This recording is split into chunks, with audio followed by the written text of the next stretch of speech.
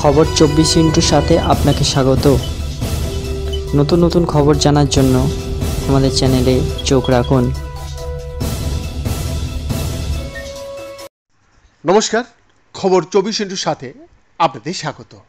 দর্শক, বারাসাত, অশোকনগর, খড়দার পর এবার শিরোনামে বনগাঁ।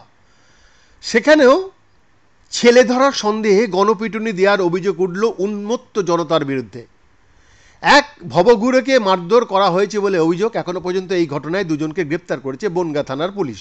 ঘটনাটি বনগাঁ পুরসভা এলাকার ৯ নম্বর ওয়ার্ডের ঠাকুরপল্লীর। সেখানে শনিবার রাতে রাস্তায় ভবঘুরে এক যুবককে ঘুরতে দেখে সন্দেহ হয় স্থানীয়দের। দ্রুত গুজব ছড়িয়ে পড়ে এলাকায়। স্থানীয়দের সন্দেহ হয় ওই যুবক ছেলে ধরা, শিশু অপহরণের উদ্দেশ্যে নিয়ে এখানে এসছেন। মুহূর্তে এলাকায় লোকজন জড়ো হয়ে যায়, শুরু হয় গণপিটুনি।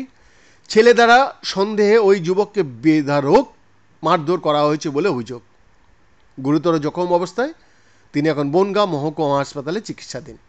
গণপিটুনির খবর পেয়ে দ্রুত ঘটনাস্থলে পৌঁছায় পুলিশ। তারা যুবককে উদ্ধার করে হাসপাতালে ভর্তি করায়। তদন্ত নেমে দুজনকে গ্রেপ্তারও করা হয়। বনগাঁর এই গণপিটুনির ঘটনায় ভিডিও রাতেই সমাজ মাধ্যমে ছড়িয়ে পড়েছিল, যেখানে দেখা গিয়েছিল যুবককে মাটিতে ফেলে মারধর করা হচ্ছে। যদিও সেই ভিডিওর সত্যতা কোনো মিডিয়া হাউসই যাচাই করেনি। স্থানীয় ক্লাবের সম্পাদক নির্মলেন্দু বিশ্বাস বলেন, এখানে রাতে অপরিচিত একজন এসেছিলেন, কেউ চেনেন না, তাই সকলে ভেবেছিলেন তিনি ছেলে ধরা। এলাকার লোক জড়ো হয়ে গিয়েছিল, মারধরও করা হয়। পুলিশ এসে উদ্ধার করে তাকে নিয়ে যায়। এ প্রসঙ্গে বনগাঁ পুরসভার ৯ নম্বর ওয়ার্ডের কাউন্সিলর বন্দনা দাস কীর্তনিয়া বলেন, একজন অসুস্থ হয়ে পড়েছেন জানতে পেরে রাতে আমি পুলিশকে খবর দিয়েছিলাম। পুলিশ ঘটনাস্থল থেকে তাকে উদ্ধার করে বনগাঁ মহকুমা হাসপাতালে ভর্তি করেছে। ওকে মারধর করা হয়ে থাকলে ঠিক হয়নি। সাধারণ মানুষকে বলবো, গুজবে কান দেবেন না। এই ধরনের কোনো সন্দেহভাজন ব্যক্তিকে দেখলে পুলিশ প্রশাসনকে জানান, আইন নিজেদের হাতে তুলে নেবেন না। উল্লেখ্য, এর আগে বারাসাত, খড়দা এবং অশোকনগরেও একই ধরনের ঘটনা ঘটেছে। বারাসাতে একই দিনে দুই জায়গায় মোট 3 জনকে ছেলে ধরার সন্দেহে মারধর করা হয়। তাদের মধ্যে এক মহিলাও ছিলেন। পরে অশোকনগরে ছেলে ধরার সন্দেহে গণপিটুনি দেওয়া হয় এক তরুণীকে। বাধা দিতে গেলে পুলিশকেও মারধর করে উন্মত্ত জনতা।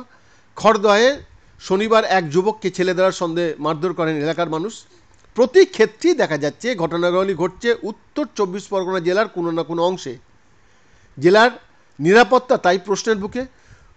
পুলিশ কেন বারবার এই ধরনের ঘটনা আটকাতে ব্যর্থ হচ্ছে তা নিয়েও কিন্তু প্রশ্ন উঠতে শুরু করেছে। বৈদ্যনাথের রিপোর্ট, খবর 24/7।